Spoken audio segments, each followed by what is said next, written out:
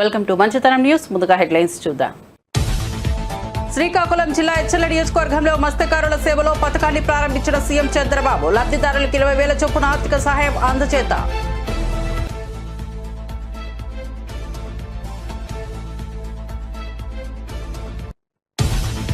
హైదరాబాద్ లో భారత్ సమ్మిట్ లో పాల్గొన్న రాహుల్ గాంధీ స్వాగతం పలికిన రేవంత్ రెడ్డి. హెచ్ఐసిసిలో భారత్ సమ్మిట్ అన్ని వర్గాల ఆకాంక్షలు నెరవేర్చడమే కాంగ్రెస్ లక్ష్యమన్న రేవంత్ రెడ్డి.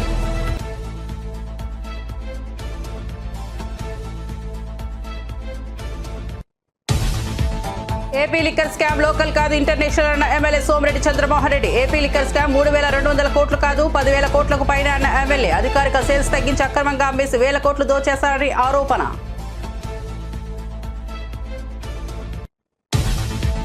పాక్ వెన్నిలో వణుకు పుట్టేలా చర్యలు ఉంటాయన్న కేంద్ర మంత్రి బండి సంజయ్. పహల్గాం ఘటన ఉగ్రవాదుల రాక్షసత్వానికి పరాకాష్ట అన్న మంత్రి. ఈ ఘటనను ప్రతీకారంగా పాక్ వెన్నిలో వణుకు పుట్టేలా చర్యలు ఉంటాయన్న వ్యాఖ్య. ఈ క్లిష్ట సమయంలో ప్రధాని మోదీ తీసుకునే కఠిన నిర్ణయాలకు అంత అండగా ఉండాలని పిలుపు. ఉగ్రదాడి విషాదకరమన్న షెహబాజ్ షరీఫ్. దాడి తర్వాత పాకిస్తాన్ పై నిందారోపణలు చేస్తున్నారని వ్యాఖ్య. తటస్థ పారదర్శక విచారణకు సిద్ధమని ప్రకటన. చర్చల ద్వారా సమస్యలు పరిష్కరించుకోవాలన్న పాక్ ప్రధాని.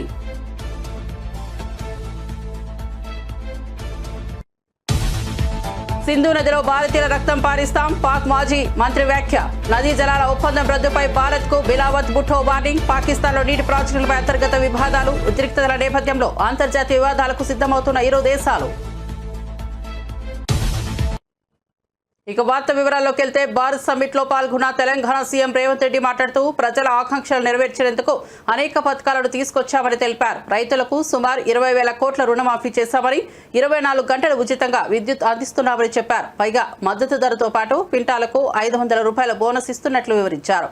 సమాజంలోని ప్రతి వర్గం కలలను నెరవేర్చడమే తమ కాంగ్రెస్ ప్రభుత్వం మంత్రమని పేర్కొన్నారు. అభివృద్ధి లక్ష్యంగా ముందుకు సాగుతున్నట్లు స్పష్టం చేశారు. And also students were at the forefront of Telangana education, but nothing was done for them, their education or employment opportunities. Many youth pass out from college with a certificate but no skills. For such youth, we started the Young India Skills University. There were no government job recruitment or notifications. When we took charge in the first year, we could fill over 60,000 jobs in government. We now launched Raju Yuva Vikasam to fund startup dreams, covering 5 lakh youth. The Congress party has a history of understanding what people need to different times and make policies to address those needs. Pandit Jawaharlal Nehru, first Prime Minister of India, focused on irrigation and education. Srimati Indira Gandhi focused on removing poverty through programs for roti, kapda or makan. The next 3 Congress Prime Ministers, Mr. Rajiv Gandhi, P.V. Narasimha Rao and Manmohan Singh focused on modernization, development and global technology revolutions like telecom and software. It is they who made it possible today for India to be 5th largest economy in the world. Our top priority is education, health and employment opportunities. We attended investment summits in Davos, USA, South Korea, Japan and Singapore. We got over 2.5 lakh crores investment to create jobs for youth in private sector. Telangana is a state where women are treated with equality and respect as part of our culture. Our women have led the struggle for separate state as strongly as our men. For my government, women, farmers and youth are most important stakeholders. We have amazing women entrepreneurs in my state. They are organized into self-help groups. It has 67 lakh members. We want to make 10 million women business successes. We want to see them grow into millionaires. We have made these women owners of solar power plants. Srikakulam జిల్లా ఎచ్చల నియోజకవర్గంలో మత్స్యకారుల సంక్షేమానికి పెద్దపీట వేసిన CM Chandrababu మత్స్యకారుల సేవలో అనే ప్రత్యేక పథకాన్ని ప్రారంభించారు. ఈ కార్యక్రమంలో భాగంగా లబ్ధిదారులకు ఒక్కొక్కరికి 20,000 ఆర్థిక సహాయం అందజేశారు. మత్స్యకారుల కష్టాలు తనకు గుర్తున్నాయని, వారి సమస్యలు, ఇబ్బందులు బాగా తెలుసుకున్నారని పేర్కొన్నారు. మత్స్యకారుల జీవితాల్లో వెలుగులు నింపేందుకు ప్రభుత్వం కృషి చేస్తోందని హామీ ఇచ్చారు. వారి ఆర్థిక అభివృద్ధికి మరిన్ని పథకాలు తీసుకొస్తామని తెలిపారు. చేపలు పట్టే ప్రతి ఒక్కరితో మాట్లాడాను. సముద్రం దగ్గరికి వెళ్ళాను. ఎవరైతే సముద్రంలో అప్పుడే చేపలు తీసుకొచ్చారో ఆ చేపలన్నీ చూశాను. అయితే ఇప్పటికే లేట్ అయింది కాబట్టి చాలా చేపలు చనిపోయే పరిస్థితి. అడిగాను, బ్రతికి తీసుకొస్తారా లేకుంటే కొన్ని చనిపోతాయంటే 2 విధాలుగా ఉంటుందని వాళ్ళు చెప్పారు. నాకు ఎక్కడైతే పోలీస్ అయితే స్వాగతం పలికాడు. మొట్టమొదటిసారిగా నేను వస్తానే మీ ఊర్లో స్వాగతం పలికింది పోలీస్ స్వాగతం పలికాడు. పోలీస్ ఎట్లయితే బందోబస్తుగా వస్తారో దానికంటే సమర్థవంతంగా అన్ని నాకు ఎక్స్ప్లెయిన్ చేశాడు, మీ సమస్యలన్నీ. అక్కడి నుంచి నేరుగా మీ కష్టాలన్నీ కూడా విన్నాను. ఆ కష్టాలన్నీ విన్న తర్వాత కొంతమంది ఆడబిడ్డలు ఎండు చేపల్ని ఏ విధంగా తయారు చేస్తారో అది కూడా చూశాను. ఎవరైనా చేపలు ఎక్కువగా వచ్చినప్పుడు అవి మిగిలిపోతే ఆ చేపల్ని ఏ విధంగా ఎండబెట్టాలనో ఎండబెట్టి మళ్లీ ఆ చేపలను నెత్తిన పెట్టుకొని గ్రామం పోయి అమ్ముకొని మళ్లీ ఇక్కడికి వస్తున్నారు. వాళ్ళ కష్టాలు చూశాను. అక్కడి నుంచి నేరుగా బోట్ ఏ విధంగా రిపేర్ చేస్తారో పడవలు అది కూడా చూశాను. ఈరోజు చిన్న స్పేర్ పార్ట్స్ కూడా లేకుండా ఎక్కడికో పోయి శ్రీకాకుళం, విశాఖపట్నం పోయి తెచ్చుకునే పరిస్థితి ఉంది. ఇంకో పక్కనే చేపలన్నీ వచ్చినప్పుడు పట్టుకుని తీసుకుని ఎవరైతే అమ్ముతారో అది కూడా చూశాను. వాళ్ళకు కూడా చాలటువంటి ఈ యొక్క ఐస్ బాక్సులు ఉండడం, దానివల్ల కూడా ఇబ్బందులు ఇక్కడ చేసిన తర్వాత ఎక్కడ మార్కెట్లో రేటు బాగుంటే అక్కడ అమ్మే పరిస్థితికి వస్తున్నారు. మీరందరూ కూడా పేదవాళ్ల కష్టాలు చూశాను. మీరు మామూలుగా అయితే బోటు మీరు తీసుకుని ప్రాణానికి కూడా భయపడకుండా రాత్రి 1 గంటకు బయలుదేరి సముద్రంలోకి వెళ్తున్నారు. ఓసారి సముద్రంలో అల్లకల్లోలాలు వచ్చినప్పుడు గాని, బాగా అలలు పెరిగినప్పుడు గాని, ఒకప్పుడైతే అలర్ట్ సిస్టమ్ కూడా ఉండేది కాదు. ఇప్పుడు కూడా చాలా మంది ప్రాణాలు పోగొట్టుకునే పరిస్థితికి వస్తున్నారు. అయితే ఇక్కడ జరిగేది కొంతమంది బోట్లన్నీ వాళ్లే కొని, మీ దగ్గర పెట్టుబడి లేదు కాబట్టి మీరు పట్టుకొచ్చిన చేపలు వాళ్లే తీసుకుని ఆ చేపల్లో సగం డబ్బులే మీకు ఇచ్చి వాళ్ళు మాత్రం బలిచిపోతున్నారు గాని, బాగుపడుతున్నారు గాని మీరు మాత్రం నష్టపోతున్నారు. అది కూడా చూశాను. అక్కడి నుంచి పక్కనే వల రాత్రంతా వెళ్తారు. 1 గంటకో 2 గంటలకో మళ్ళా వస్తారు. అయిన తర్వాత ఆ వలంతా కూడా పోతే దాన్నంతా మళ్ళా. వైసీపీ పాలనలో ఇంటర్నేషనల్ స్థాయిలో లిక్కర్ స్కామ్ జరిగిందని టీడీపీ పొలిట్ బ్యూరో సభ్యులు సర్వేపల్లి ఎమ్మెల్యే సోమిరెడ్డి చంద్రమోహన్ రెడ్డి అమరావతిలోని టీడీపీ కేంద్ర కార్యాలయంలో మీడియాతో మాట్లాడుతూ ఉన్నారు. 1.30 లక్షల కోట్ల విలువైన నగదు లావాదేవీలు జరగడం దేశంలో ఎక్కడైనా చూసామా అని ఆయన ప్రశ్నించారు. అక్రమంగా దోచేయడం కోసమే మద్యం వ్యాపారంలో డిజిటల్ పేమెంట్లను జగన్ సర్కార్ అనుమతించలేదని ఆరోపించారు. నేననేది ఏంటంటే, బహుశా దేశంలో ఏ దేశంలో అయినా 1,30,000 కోట్లు only cash transaction, no digital payment, no cheque payment or PhonePe, only cash. ఆనాడు ప్రైమ్ మినిస్టరు మోడీ గారు డిజిటల్ ఇండియా అని చెప్పి పదే చెప్పాడు, క్యాష్ ట్రాన్సాక్షన్స్ తగ్గించమని. ఈయన క్యాష్ ఆంధ్రప్రదేశ్గా మార్చాడు. ఈరోజు ఎంక్వైరీ జరుగుతుంది. ఆ ఎంక్వైరీలో కూడా అసలు లోతుగా పోవాల్సిన అవసరం ఉంది సిఐడికి. మీరేదో 3,200 కోట్లు అంటున్నారు మీరు, కానీ అనఫిషియల్ సేల్స్ మీరు అకౌంట్లోకి తీసుకోవటంలా. నేను ఒక మాట అంటాను, ఈడీ ఇంత మనీ లాండరింగ్ మీ లెక్క, సిఐడి లెక్క, నేను తర్వాత కూర విషయాలు చెప్తా. 3,200 కోట్లు అంటే ఈడీ ఎందుకు ఎంటర్ కాదు? అసలు అప్పుడు కూడా 19 to 14, బిట్వీన్ 19 and 14 ఇన్ని వేల, మోర్ దాన్ 1 lakh crores, 1,30,000 కోట్లు ట్రాన్సాక్షన్.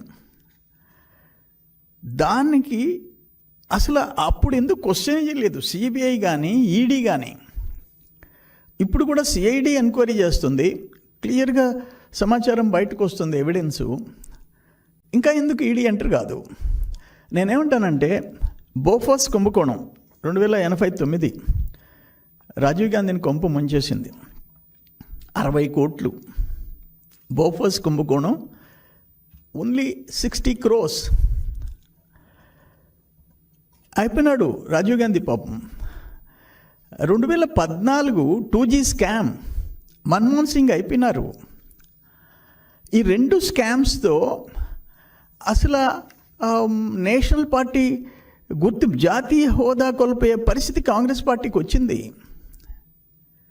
బట్ అది 60 కోట్లయితే ఒక దేశంలో ప్రధానిని ప్రజలు మట్టుపెడితే ఇదంతా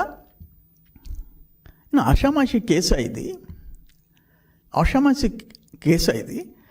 అంటే ఇప్పుడు నేను ఒక మాట చెప్తున్నాను, మీరు లెక్కలేసినారు. మధ్యలో ఓన్లీ కరోనా టైంలో 2020 మార్చ్ 23 నుంచి మే 4 ఓపెన్ చేసేసారు. షాప్స్ క్లోజ్ అయింది లెస్ దెన్ 2 months. ఒక మాట నేను అడుగుతుండా, 2018-19లో IML కేసెస్ 3,84,000. మధ్యలో జగన్మోహన్ రెడ్డి టైంలో 1,80,80,000. పహల్గామ్ ఘటనకు ప్రతీకారంగా దాయాది పాకిస్తాన్ వెన్నులో వణుకు పుట్టేలా భారత్ చర్యలు ఉంటాయని కేంద్ర మంత్రి బండి సంజయ్ తెలిపారు. MCHRDAలో నిర్వహించిన రోజ్గార్ మేళాలో ఆయన పాల్గొన్నారు. ఉద్యోగాలకు ఎంపికైన 100 మందికి నియామక పత్రాలు అందజేశారు. ఆ తర్వాత మంత్రి మాట్లాడుతూ పహల్గామ్ పాశవిక దాడి ఉగ్రవాదుల రాక్షసత్వానికి పరాకాష్ట అని అన్నారు. ఉగ్రవాదాన్ని ప్రోత్సహిస్తున్నట్లు పాక్ రక్షణ మంత్రి అంగీకరించారని గుర్తు చేశారు. కానీ తుపాకీ పట్టినోడు ఆ తుపాకీకే బలవుతాడని అన్నారు. ఈ విపత్కర పరిస్థితుల్లో ప్రధాని నరేంద్ర మోదీ తీసుకునే కఠిన నిర్ణయాలకు అందరూ అండగా నిలవాలని బండి సంజయ్ పిలుపునిచ్చారు. బాధాతత్వ ఉద్యోగాల దేశవ్యాప్తంగా అందరికీ విజ్ఞప్తి చేస్తూ అందరి మైండ్లో ఒక బాధాతత్వ ఉద్యోగాల దేశవ్యాప్తంగా ఉంది. చాలా మంది మన పహల్గామ్లో జరిగినటువంటి సంఘటన అందరూ తెలిసింది. కానీ దాన్ని దృష్టిలో ఉంచుకొని రోజుగారి మీద వాయిదా వేయాలని చెప్పి ఆలోచన మోడీ లేదు. ఇది కూడా దేశ అభివృద్ధిలో ఒక భాగస్వామ్యం. మీ అందరికి జాబ్స్ ఇవ్వడం కూడా, మీ అందరికి జాబ్ చేయడం కూడా ఒక మంచి ఆలోచన. కాబట్టి ఈరోజు ఎలాంటి ఆడంబరాలు లేకుండా మనం సీదా సాగుగా ఈ కార్యక్రమం తీసుకుంటాం. చాలా మంది తుపాకీ ద్వారా ఏదో సాధించాలని చెప్పి తుపాకీ చేతబట్టిన వారందరూ కూడా ఆ తుపాకీకే బలైపోయిన విషయాన్ని మనం గుర్తుంచుకోవాల్సిన అవసరం. వాళ్ళ అమాయక ప్రజలను ఏ సంబంధమైన వ్యక్తుల మీద హత్య చేయడము ఇతర దుర్మార్గం కూడా కాదు. ఈ దేశము అన్ని రంగాల్లో అభివృద్ధి చెందుతున్న సందర్భంలో ఓరులేని పాకిస్తాన్ వంటి దేశం ఈరోజు భారతదేశం మీద ఏ విధంగా పగబట్టిందో మనం చూస్తున్నాం. వాళ్ళ రాక్షసత్వానికి పరాకాష్ట మొన్న జరిగిన సంఘటన. ఇలా పాకిస్తాన్ లో ఇప్పటికీ తిండి లేదు. తిండి లేక ప్రజలు అల్లాడుతున్నారు. వాళ్ళు బిచ్చమెత్తుకునే పరిస్థితి వాళ్ళ పాకిస్తాన్ లో ఉంది. అయినప్పుడు కూడా వాళ్ళ బుద్ధి మారేటువంటి ప్రయత్నం చేస్తున్నారు. వాళ్ళ సాక్షాత్తు పాకిస్తాన్ రక్షణ మంత్రి 30 సంవత్సరాల నుంచి ఉగ్రవాదాన్ని పెంచి పోషిస్తున్నాం, దీనివల్ల నష్టపోయినామని చెప్పి గుర్తించినప్పుడు కూడా ఇంకా ఇండియా మీద పగబట్టి ఈ దేశంలో అంతర్గత శాంతి భద్రత సృష్టించే ప్రయత్నం మన పాకిస్తాన్ చేస్తున్న విషయాన్ని మనం గుర్తుంచుకోవాలి. ఇటువంటి పరిస్థితుల్లో కేంద్రంలోనే నిలబడే ప్రభుత్వం తప్పకుండా పాకిస్తాన్ వెన్నులో వణుకు పుట్టే విధంగా గుణపాఠం తప్పదు. దీన్ని పాకిస్తాన్ భరించాల్సిందే. రాబోయే రోజుల్లో ఇటువంటి సంఘటనలను ఏ విధంగా మనం ఉపేక్షించరాదు. ఇటువంటి పరిస్థితుల్లో కఠిన నిర్ణయాలు తీసుకోబోతున్నటువంటి నరేంద్ర మోడీ గారి ప్రభుత్వానికి మనం అందరం కూడా అండగా ఉండాల్సిన బాధ్యత ప్రతి భారతీయుడి మీద ఉంది. కాబట్టి తప్పకుండా ఆ విధంగా మనం అందరం కూడా నరేంద్ర మోడీకి అండగా ఉండాలి. కాబట్టి పహల్గామ్లో ఉగ్రదాడిపై పాకిస్తాన్ ప్రధానమంత్రి షెహబాజ్ షరీఫ్ తొలిసారి స్పందించారు. దుర్ఘటన జరిగిన 4 రోజుల తర్వాత తీరిగ్గా స్పందిస్తూ భారత్ తమపై నిందారోపణలు చేస్తోందని అన్నారు. పహల్గామ్ ఘటన విషాదకరమని అంటూనే భారత్ నుంచి ఎలాంటి ముప్పు వాటిల్లినా ఎదుర్కొనేందుకు పాక్ సిద్ధంగా ఉందని ఆయన ప్రకటించారు. ఈ మేరకు Khyber Pakistan military academy graduation వేడుకల్లో షెహబాజ్ వ్యాఖ్యలు చేశారు. భారత ప్రభుత్వం తీసుకుంటున్న చర్యలను Shehbaz తప్పుపట్టారు. The vital national interests of Pakistan are lifeline, and for our 240 million people, let there be no doubt at all. its availability would be safeguarded at all cost and under all circumstances, inshallah.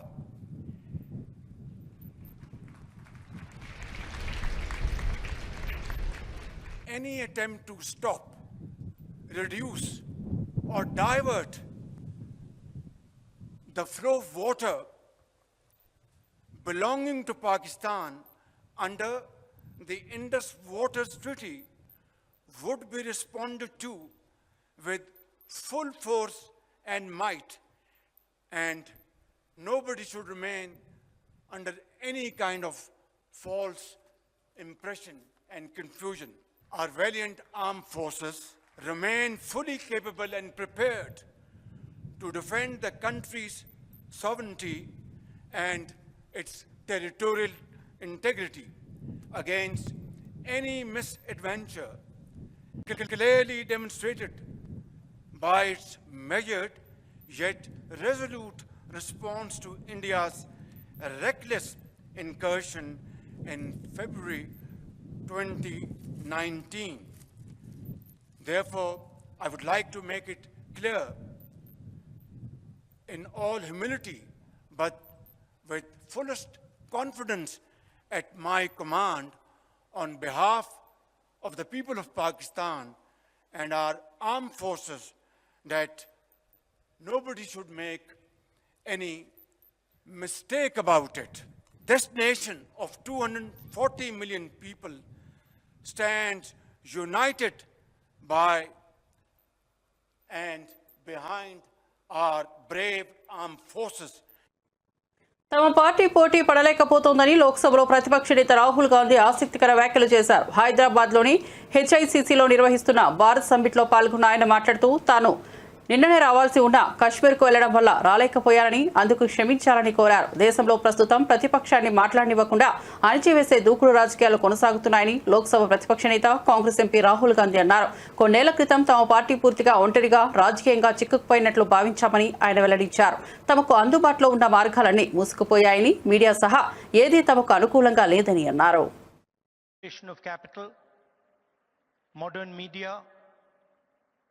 Modern social media. And so in a sense, the old politician is dead and a new politician, a new type of politician has to be constructed. And that really is the challenge in front of all of us. What does this new politics look like? What are the ideas that emerge from this new politics? I'm sure you've had a deep discussion about policies, about how we should think about education, how we should think about regaining the democratic space, how we should think about care. And each one of us has a particular view on that. So I'm not going to delve too much into the policy positions. I'm going to talk about what I think is the correct lens with which to approach our politics. Some years ago, we in the Congress Party felt completely trapped in this new politics, aggressive politics, a politics where the opposition is not talked to, but the idea is to crush the opposition. And we found that all our avenues were compromised. The media, the general atmosphere did not allow us to operate the way we would like. And so we reached back into our history and we decided to walk from Kanyakumari, which is one of the southernmost parts of our country, all the way to Kashmir, where I was yesterday. And I'd ఉగ్రవాదాన్ని ప్రోత్సహిస్తూ భారత్లో దాడులకు ప్రేరేపిస్తున్న పాకిస్తాన్కు చుక్క నీరు కూడా వదలబోమని కేంద్ర హోంమంత్రి అమిత్ షా సహా పలువురు నేతలు ప్రకటించిన విషయం తెలిసిందే. ఇందులో భాగంగా సింధు నది జలాల ఒప్పందాన్ని రద్దు చేసుకుంటున్నట్లు పాకిస్తాన్ ప్రభుత్వానికి కేంద్రం సమాచారం అందించింది. ఈ మేరకు ఓ లేఖ రాసింది. ఈ పరిణామంతో పాకిస్తాన్లో ఆందోళనలు వ్యక్తమవుతున్నాయి.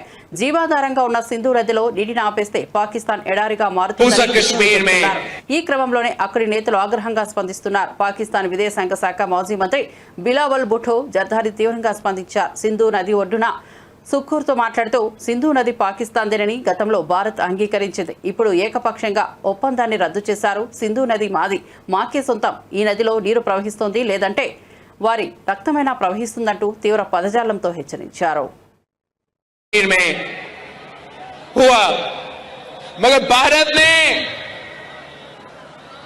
भारत ने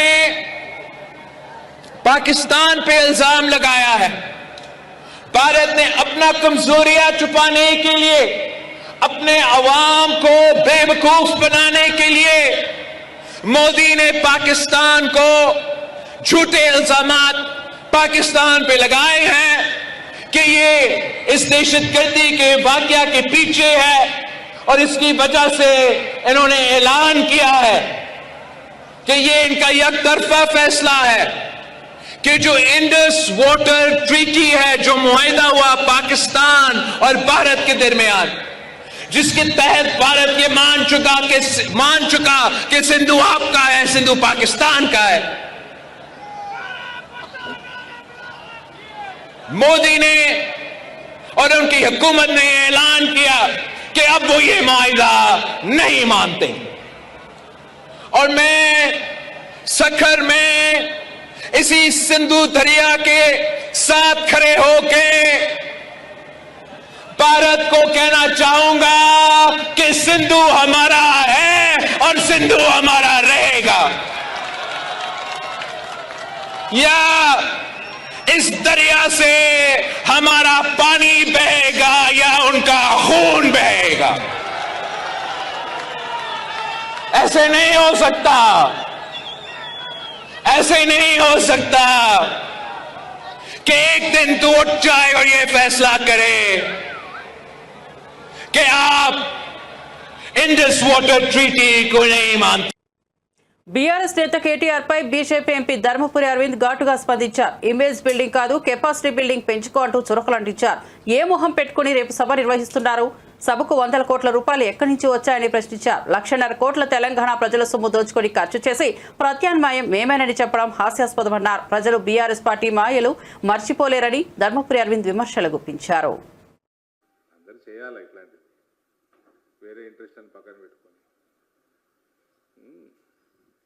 సో మీ ద్వారా కూడా ప్రజలకు తెలిసింది, కానీ కొన్ని విషయాలు తెలియనివి కూడా ఉంటాయి ఇందులో.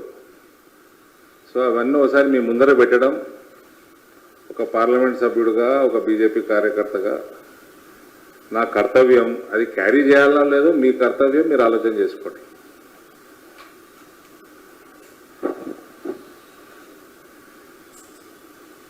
దీంట్లో టోటల్ రిపోర్ట్ 170 పేజీల రిపోర్ట్ ఉందండి. అందులో కొన్ని బ్రీఫ్ అంశాలు, ఇంపార్టెంట్ అంశాలు మీ ముందర పెడతాను. దాని తర్వాత కనబడనివి కూడా మీ ముందర కొన్ని పెట్టడానికి ప్రయత్నం చేస్తాం. సో బేసికల్గా ఈ గత ప్రభుత్వం చేపట్టిన ఓవరాల్ కాళేశ్వరం ప్రాజెక్టు, అందులో మేడిగడ్డ చేయమని అనుకోకండి, వాళ్ళు రాసి ఉంటారు. రైట్ ఫ్రమ్ స్క్రాచ్ ఈ ప్రాజెక్టు స్కామ్ కోసమే టేకప్ చేసిండ్రు. దోసుకుందామని, దోసుకునేటోడు కూడా కనీసం ప్రాజెక్ట్ అన్న క్వాలిటీలో కట్టాలి కదా. అంటే కొట్టుకపోని మునిగిపోని డిజైనింగ్ కేసీఆరే ఇస్తాడు. ఆయననే చీఫ్ ఇంజనీర్. 80,000 పుస్తకాలు చదివిండు. నేను 80,000 చదవలే. ఆయన కొద్ది గొప్ప కామన్ సెన్స్ చెప్తున్నా. This is complete tender managed.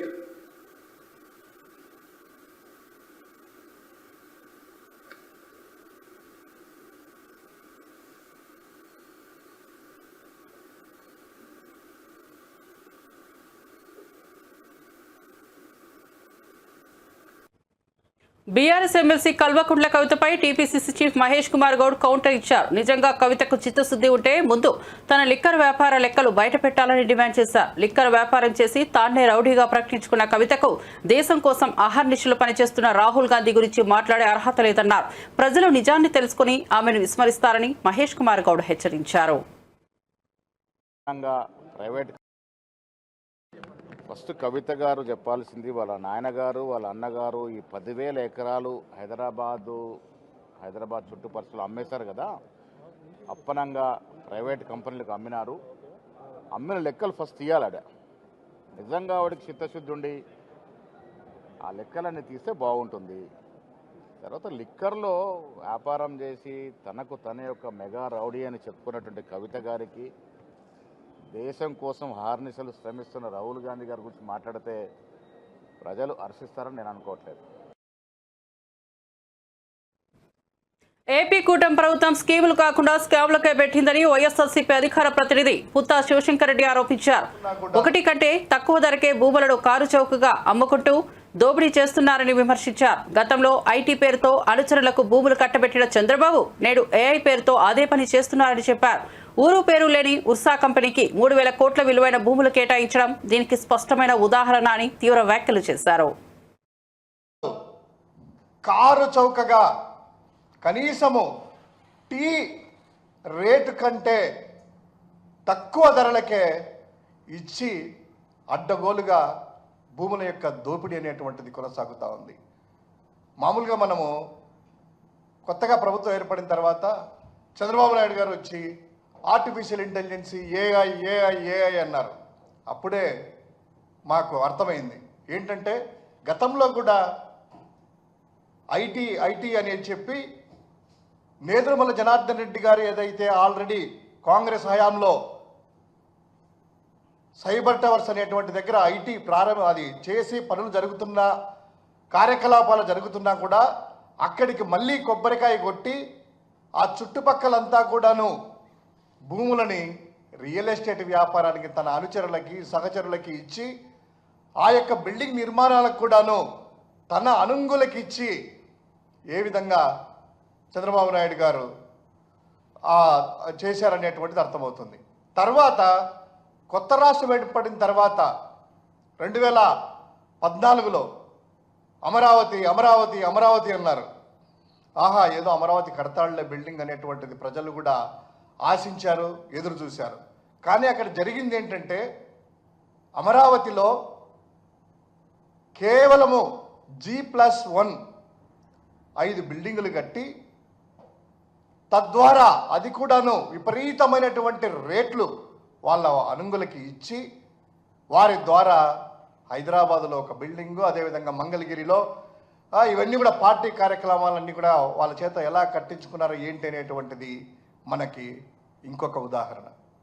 అదేవిధంగా ఈరోజు ఏఐ అన్నప్పుడే ఇంకా టెక్నాలజీ కంపెనీల పేరుతో తన అనుచరులకు ఏ విధంగా భూములు దోపిడీ చేస్తున్నాడు అనేటువంటి వాటికి ఒక చక్కటి ఉదాహరణ ఈ ఉర్సా అనేటువంటి కంపెనీకి, ఊరు పేరు లేనటువంటి డొల్ల కంపెనీకి 3,000 కోట్ల రూపాయల భూమిని ఎటువంటి అర్హత లేని చిన్న అప్పటికప్పుడు క్రియేట్ చేసిన కంపెనీకి కేటాయించడం చూస్తే ఏ విధంగా అవినీతి విలయతాండవం చేస్తుంది అనేటువంటిది కళ్ళెదుట కనిపిస్తూ ఉంది. ఇది ఒక ఉదాహరణే. దీని డీటెయిల్ చూద్దాం. అసలు ఈ కంపెనీకి 3,000 కోట్ల రూపాయలు అంటే 59.65 ఎకరాలు. వరంగల్ సభను ప్రతిష్టాత్మకంగా విజయవంతం చేయాలని మాజీ మంత్రి ఎమ్మెల్యే హరీష్ రావు పిలుపునిచ్చారు. ఎప్పుడు బీఆర్ఎస్ పార్టీకి అండగా ఉన్న వరంగల్ ప్రజలు, వ్యాపారస్తులు ప్రతి ఒక్కరూ సహకరించాలని కోరారు. రాష్ట్ర ప్రజలు పడుతున్న కష్టాలపై ప్రభుత్వంపై ఒత్తిడి తేవడమే సభ లక్ష్యమని తెలిపారు. భారీగా జనసంద్రం తరలివచ్చే అవకాశం ఉందని, ప్రభుత్వం పోలీసులు కుట్రలకు పాల్పడే అవకాశం ఉందని హెచ్చరించారు. కేసీఆర్ ప్రసంగాన్ని వినాలన్నదే అందరి ధ్యేయమని, మరోసారి కేసీఆర్ను ముఖ్యమంత్రి చేయాలని ప్రతినబూనాలని పిలుపునిచ్చారు. ఏర్పాట్లు జరిగాయి. కోర్స్ వరంగల్ జిల్లాకు భారీ బహిరంగ సభలు జరిపిన ఘనత వరంగల్ జిల్లాకే ఉంది. గతంలో మహాగర్జన పేరిట 20 సభ జరిపిన చరిత్ర కూడా వరంగల్ జిల్లాకే దక్కింది. సో అందువల్ల వరంగల్ జిల్లా నాయకత్వం మొదటి నుంచి కూడా అద్భుతమైనటువంటి సభలు సమావేశాలు జరిపారు. ఎప్పుడైనా బీఆర్ఎస్ పార్టీకి అతిపెద్ద సభలకు వరంగలే వేదిక అయింది.